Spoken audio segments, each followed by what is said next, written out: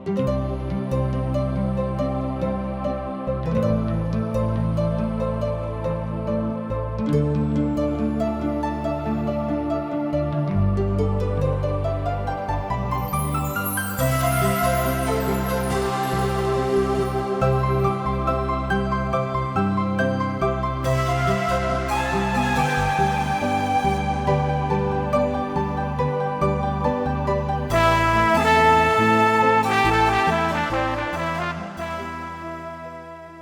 जिंदगी हमके एक के बार मिलेला। जिंदगी बहुते अनमोल हवे। अगर ए जिंदगी के जैसन जिए के चाही वैसे ही नइखी जियत त जिंदगी नीरस हो जाई। यही खातिर TWR इंडिया जिंदगी के राह कार्यक्रम प्रस्तुत करता कि आपके परमेश्वर के रास्ता में आगे बढ़े में मदद कर सके और आप सब मस्त जिंदगी जी सकें। कृपा करके देखी सुनी जना से परमेश्वर आपकी जिंदगी का रास्ता बतावे वाला ठहरस। वचन अध्ययन से पहले सुनी एगो सुंदर आत्मिक गीत। प्रभु खातिर बदला विचार हो, छोड़ दुनिया जहनवा। प्रभु खातिर बदला विचार हो, छोड़ दुनिया जहनवा। प्रभु खातिर बदला विचार हो, छोड़ दुनिया जहनवा।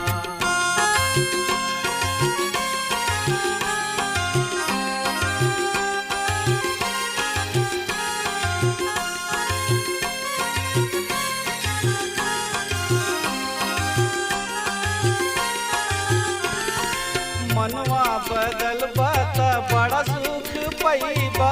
मनवा बदल बात बड़ा सुख पैबा। नाही त पीछे तू नरक में जइबा। नाही त पीछे तू नरक में जइबा। नाही त पीछे तू नरक में जइबा।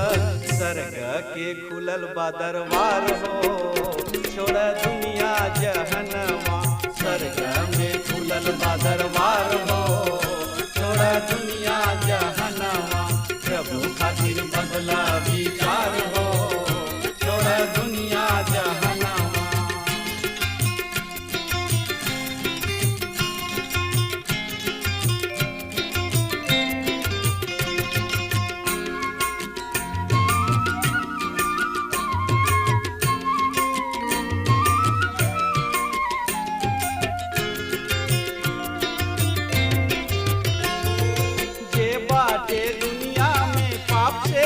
भरल जे बाटे दुनिया में पाप से भरल। बिन यीशु नाम के केहू न तरल। बिन यीशु नाम के केहू न तरल। बिन यीशु नाम के केहू न तरल। यीशु नाम से बाटे उद्धार हो, छोड़ दुनिया जहनवा। यीशु नाम से बाटे उद्धार हो, छोड़ दुनिया जहनवा। प्रभु खातिर बदला विचार हो, छोड़ दुनिया जहनवा।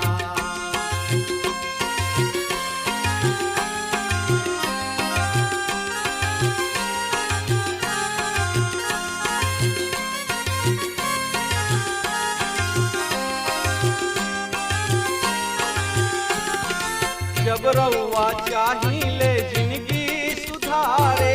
जब रउआ चाहिए जिंदगी सुधारे। प्रेमी यीशु के आई जा दुआरे। प्रेमी यीशु के आई जा दुआरे। प्रेमी यीशु के आई जा दुआरे। गले से लगई है करी है प्यार हो, छोड़ दुनिया जहनवा। गले से लगई है करी है प्यार हो, छोड़ दुनिया जहनवा। यीशु खातिर बदला विचार हो, छोड़ दुनिया जहनवा। प्रभु खातिर बदला विचार हो, छोड़ दुनिया जहनवा। प्रभु खातिर बदला विचार हो, छोड़ दुनिया जहनवा। हाँ श्रोता मित्र भाई बहन, आज हमने के कार्यक्रम के आगे बढ़ावल जाओ। जैसे कि रोवा जाना तानी कि यह दिन में हमने के नया नियम से यहूदा के पत्री के सिलसिलेवार रूप से अध्ययन करल बन जा। यहूदा के पत्री के मुख्य विषय है धर्म त्याग। धर्म त्याग में विश्वास के खातिर यत्न पूर्वक संघर्ष करत रहे के बा। एकरा ऊपर यहूदा विशेष जोर दे रहल बाड़े।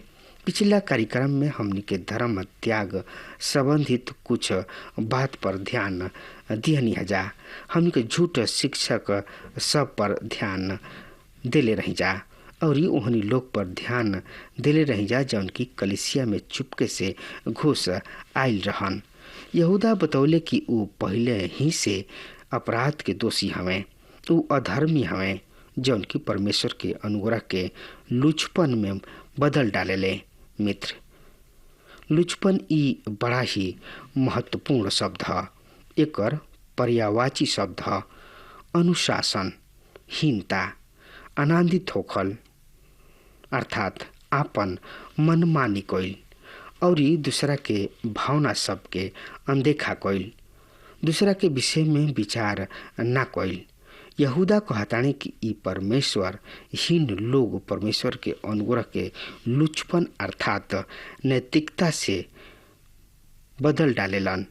प्रेरित पौलुस गलतियों के विश्वासी सबके ये कृत्य के खातिर चेतावनी दिहले। गलतियों के पत्री के 5 अध्याय के 13 पद में पौलुस प्रेरित यह विषय में बतावताने, हे भाई, तोहन लोग आजाद होके खातिर बुलावल गइल बड़ा। ये आज़ादी के शरीर के इच्छा पूरा करे के साधन मत बनावा, पर प्रेम से एक दूसरा के सेवा करा। मित्र, धर्म त्याग अर्थात अपोस्टिस आज हमनी के समय में घोर अनैतिकता के रूप देखल जा सकता। यदि रुआ धर्म त्याग देखे चाहतानी तो रुआ एह ओर अनैतिकता के रूप में अपना चारों ओर देख सकतानी। यहूदा के दिन में गुण ज्ञानवाद अर्थात धर्म त्याग गुण ज्ञानवाद के शिक्षा रहे कि शरीर मूलभूत बुराई है अर्थात सब तत्व बुरा है, केवल आत्मा ठीक बा, उ बढ़िया बा। दूसर मनुष्य ए आकर्षक पर आ गइल बानी जा, यानी कि पहुंच गइल बा कि मनुष्य अपना शरीर से बुरा करे या भला, एकरा से कोनो अंतर नहीं खे पड़े के। उ अपना शरीर के वासना के तृप्त करे खातिर आजाद बा। उ एकरा खातिर कुछ भी करे खातिर आजाद बा। उ अनैतिकता, लज्जाजनक पाप के घमंड व अखंडपन के साथ सार्वजनिक रूप से करे खातिर आजाद बने। इस शिक्षा ए विचार के बढ़ावा देला, एकरा के अनुग्रह के रूप बिगाड़ल या ओकर दुरुपयोग कइल कहल जाला। गुण ज्ञानवादी सबके दूसर काम रहे सच्चा परमेश्वर तथा सच्चा मानव प्रभु यीशु मसीह विरोधी के चिन्ह। प्रेरित यूहन्ना ऐसा लोगन के मसीही विरोधी के नाम से संबोधित करतड़े। इ मसीही विरोधी आत्मा ही होला जौन की प्रभु यीशु मसीह के इनकार ही करेला। हम एह पद पर ऐसे अतना अधिक समय खर्च कैनी हा काहे कि एह पद हमरा सामने कुछ महत्वपूर्ण विषय के रखले बा। एगो विषय है अविश्वासी इस्राएली निर्जन प्रदेश में सर्वनाश। ये हमनी के अगला विषय है अविश्वासी इस्राएली सब के निर्जन प्रदेश में सर्वनाश। अब यहूदा बीते समय में होखे वाला धर्म त्याग के 6 गो उदाहरण पेश करतड़े। एकरा से पहले कि हमनी के ए खंड पर नजर डाली जा, हम रुआ के एक खाली फिर स्मरण करा दही कि धर्म त्याग यूनानी भाषा में एगो बहुत ही महत्वपूर्ण शब्द है। मित्र, शब्द के 4 अर्थ बतावल गइल बा। पहल का है हट, यानी कि हटा दिहल। दूसरा पीछे के ओर खींच दिहल। तीसर का दूर चल गइल। और चौथ का के अर्थ हट गइल अर्थात प्रस्थान कइल। जब यह शब्द के प्रयोग थिस्सलुनीकियों के दूसरी पत्री में कइल गइल बा त उहवा एकर दूगो अर्थ बा। उहवा एकर अर्थ हटा लिहल गइल काहे कि प्रेरित पौलुस पहला पद में कलीसिया के रेप्चर अर्थात मेघारोहण के विषय में बता रहल बड़े। मेघारोहण के पहला स्थान पर आवे के चाही मित्र, जौना के अर्थ चल गइल, प्रस्थान कइल अर्थात कलीसिया के हटा लिहल गइल। विश्वासी के हटते ही पूरा धर्म त्याग आ जाई। कलीसिया हटा लिहल गइल और ई विश्वास से हट गइल। दूसरा शब्द में कहल जाए और ई विश्वास से हट गइल ना होई। पर जब धर्म त्याग तो ई विश्वास ही हट गइल होई। यहाँ विश्वास से हट गइल। लूका रचित समाचार 18 अध्याय के 8 पद में प्रभु यीशु मसीह बतौले रहन, प्रभु यीशु मसीह के बेटा ए पृथ्वी पर आई हैं त का विश्वास आई। और ढंग से ई सवाल पूछल गइल बा। ओकर सीधा जवाब बा ना, वो विश्वास ना पाई हैं और ओ समय संपूर्ण विचरण हो जाई, संपूर्ण धर्म त्याग हो जाई और स्थिति ओ समय तक ना आई है अर्थात एह तरीके स्थिति ओ समय तक ना आई।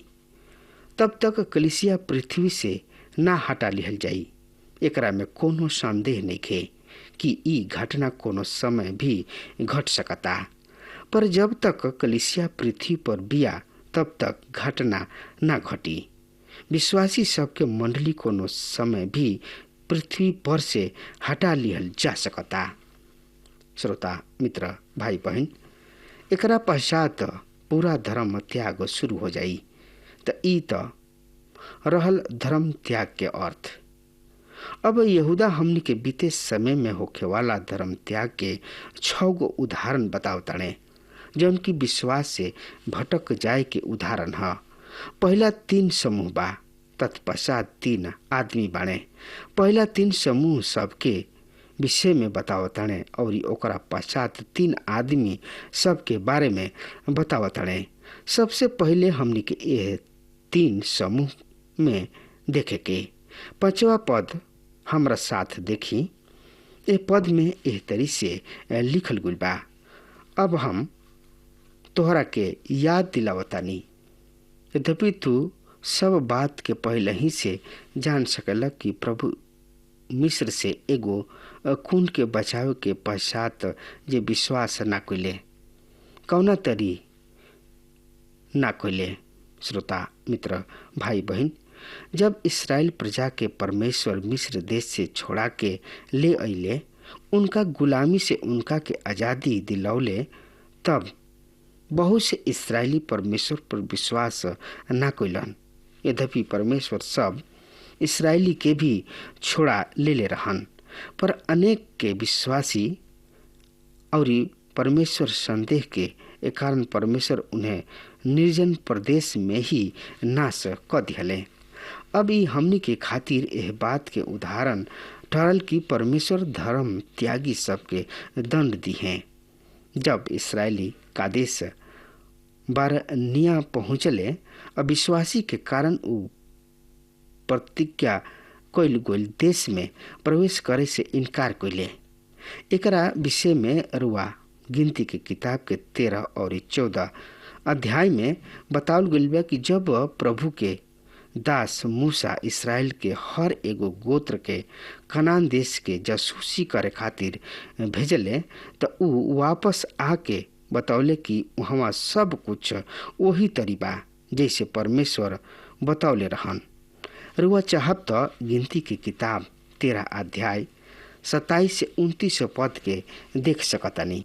यहाँ एह तरह से लिखल गइल बा, जब उनका से कहले, जौना देश में तू हमरा के भेजले बड़ा, हम वहाँ सचमुच दूध और मधु के धारा बहले और ई वहाँ के उपज बा। तब वो देश के निवासी बलवान रहन। तब उनकर नगर बड़ बड़ और गढ़ वाला ह। फिर हम ओ अनाक वाली सब के भी देखनी। नेगेज में तो आम लेकी बसल बा तथा पहाड़ी देश के हिती, यबूसी और अमोरी रहलन और समुद्र के किनारे किनारे यर्दन नदी के तट पर कनानी भी बसल बाड़े।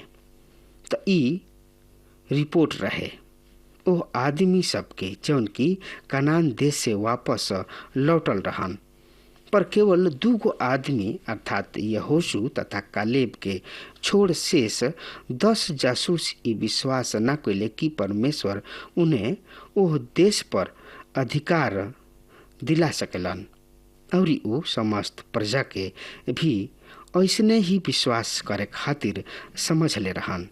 उन्हें वो कुशौले 30 पद से देखी। तब कालेब मूसा के सामने लोगन के चुप करवौले और कहले, हम तुरंत चढ़ के उनका के अपना अधिकार में कर लिहले, काहे कि हमार जरूर विजय ही होई। पर जौन पुरुष उनका साथ गोल रहन वो कहले, हम उनका पर चढ़ाई नहीं कर सकत, काहे कि वो हमरा से अधिक बलवान बने। अतः जौना देश के भेद ऊ लेबे गोल रहन उनकर ऊ ई कह के भयावह चित्र पेश कैले कि भेद लेबे खातिर हम जौना देश में गोल रही ऊ देश ऐसन बा जौन की अपना ही निवासी सबके निगल जाला, तथा जतना मनुष्य हम वहाँ देखनी वो सब बड़ डिल डोल वाला रहन। फिर हम वहाँ नपेली लोगन के भी देखनी। उनांग का वसीत नपेलियन में से बा। हम तो अपन राष्ट्र के उनका सामने टिप्पणी जैसन लागत रहे। मिलो वर्ग ए तरी ओ अविश्वासी सबके प्रजा में अविश्वासी पैदा क दिले और एकर परिणाम का भइल 14 अध्याय के 1 से 4 पद के देखी। तब सब मंडली के लोग रो रो के चिल्ला उठले और रात भर रोवत रहले। अब इस्राएली मूसा और हारून के विरुद्ध कुड़कुड़ाए लगले। संपूर्ण मंडली उनका से कहले, काश हमनी के मिस्र में या इस जंगल ही में मुँह जैती जा। यहोवा हमनी के ओह देश में ले जाके तलवार से काहे मरवावे चाहताने। हमनी के मेहरारू और बाल बच्चा तो लूट में चल जइहे। का ई बढ़िया नइखे कि हमनी के मिस्र लौट जाई जा। ओहनी लोग अपना में बातचीत करे लगले, आवा हमनी के अपना खातिर अगुआ नियुक्त करी जा और मिस्र देश के लौट चली जा। प्रिय मित्र, उन लोग परमेश्वर के अपेक्षा निर्जन प्रदेश में पड़ल रहल बढ़िया समझ ले। उन लोग आजाद होके इन प्रतिज्ञा के देश में प्रवेश करे के अपेक्षा मिस्र के गुलामी में गोल बढ़िया समझ ले। और ये अविश्वास के परिणाम का भइल 29 से 32 पद में बतावल गइल बा। परमेश्वर इस्राएल प्रजा से कहले, तोहनी लोग में से 20 बरिस या ओकरा से अधिक उम्र के लोग जतना गिर गइल रहन और जे हमरा विरुद्ध कुड़कुड़ावेला ओनी लोग के शब्द यही जंगल में पड़ल रही। सोपन्ने के बेटा कालेब तथा नून के बेटा यहोशू के सिवाय तोहनी लोग में से केहू उह देश में जाए ना पाई, जेकरा विषय में शपथ खैले बानी कि तोहनी लोग के ओकरा में बसाई। पर तोहार आपन निज बाल बच्चा के प्रति कहले कि वो लूट में चल जइहे। उनका के हम ओह देश में पहुँचाई जौना देश के तोहनी लोग तुच्छ जनला ओकरे के वो जान ली हैं। पर तोहनी लोग के शब्द तो यही जंगल में पड़ल रही। मित्र, ई भइल ओह अविश्वास के परिणाम। आज अनेक बार हमनी के अपना संतान के कल्याण के खातिर विषय में विचार करी न जा, वरन उनका बारे में अनुचित शब्द के प्रयोग करी न जा। और यहाँ भी वो अपना लैकन वचन के खातिर अनुचित शब्द के प्रयोग कैले, पर परमेश्वर उन्हीं लोग के कल्याण के विषय में विचार कैले। परमेश्वर वही कल्याण के चिंता करलन जेकरा विषय में हम नहीं सोच सकत। उन्हीं के द्वारा परमेश्वर अपना उद्देश्य पूरा करले। यदि हमनी के विश्वास जोग बनी जा तो ऊ हमनी के और हमनी के संतान के चिंता करलन। जौना तरी परमेश्वर पिता यहाँ इस्राएल प्रजा से कहले कि पर तोहनी लोग अपना निज बाल बच्चन के खातिर कहले बड़ा कि ऊ लूट में चल जाइए, उनको के ओह देश में पहुँचाई और ऊ ओह देश के जान ली हैं। श्रोता मित्र भाई बहन, इसराइल के नवीन पीढ़ी यर्दन के पार न जा सकी, ऊ प्रतिज्ञा देश में प्रवेश न कर सकी और एह तरी ऊ पीढ़ी जौना परमेश्वर पर विश्वास न कैले धर्म त्यागी बन गई, अपना विश्वास से भटक गई, निर्जन प्रदेश में नाश हो गई। और यहूदा उन्हें धर्म त्याग के पहला उदाहरण के रूप में पेश करतड़े। ये धर्म त्याग के परिणाम के एगो उदाहरण है और ये पहला उदाहरण है। दूसरा उदाहरण सड़क दूत हवे जौन की परमेश्वर से विद्रोह कैले। अब हमनी के विषय हुई विद्रोही स्वर्गदूत जौन की बेड़ी सबसे कैद बा। आई हमरा साथ देखी यहूदा के पत्री 1 अध्याय 6 पद ए तरी से लिखल बा। और जौन स्वर्गदूत अपना पद के स्थिर न रख सके अपना निज निवास छोड़ दिले, वो उनका के अनंत बंधन में जकड़ के ओ भीषण दिन के न्याय के खातिर अंधकार में रख ले बने। श्रोता मित्र भाई बहन, ई पद हमनी के सामने ओ सत्य के उजागर करता जौन के हम पवित्र शास्त्र में अतना स्पष्टता के साथ कोनो अन्य स्थान पर ना दिखिना। यद्यपि ई हम जरूरी ई है ना कि स्वर्गदूत के भी न्याय हुई। कोनो समय बीते समय में स्वर्गदूत अपना ओह पद पर स्थिर ना रह सकी जौन पर परमेश्वर उनका के नियुक्त कैले रहन। परमेश्वर स्वर्गदूत सबके स्वतंत्र इच्छा प्रदान कैले रहन। मिलो वर्ग जौना तरी मनुष्य के पैदा करला, स्वर्गदूत में ऐसा ना होला। दूसरा स्वर्गदूत के पैदा ना कर सकेला। ऐसे रुआ उनका के अपना पूर्वज से उत्तराधिकारी में प्राप्त ना होला। पाप उन्हें हमनी के समान विरासत में ना मिलेला। परमेश्वर हर एगो स्वर्गदूत के आजाद इच्छा के अनुसार रचले बने। ऊ स्वर्गदूत के यही तरी रचले। अब कुछ स्वर्गदूत आपन स्वतंत्र इच्छा के दुरुपयोग करत पावल गुले। ऊ ओ स्वतंत्र इच्छा के दुरुपयोग परमेश्वर के विद्रोह करे में हो गई और अब ऊ अनंत बंधन सब में जकड़ के न्याय के दिन के खातिर अंधकार में बंद बा। स्पष्ट रूप से ई प्रतीत स्वर्गदूत दूगो समूह में विभाजित हो गई बा। एगो समूह उह जेकरा के विद्रोह बहुत ही प्रचंड रहे, उ बेरी सब में जकड़ल अंधकार में कैद बा।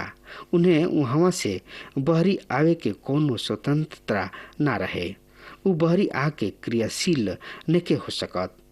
स्पष्ट बा कि ए प्रतीत स्वर्गदूत के दूसरा समूह कैद नहीं खे।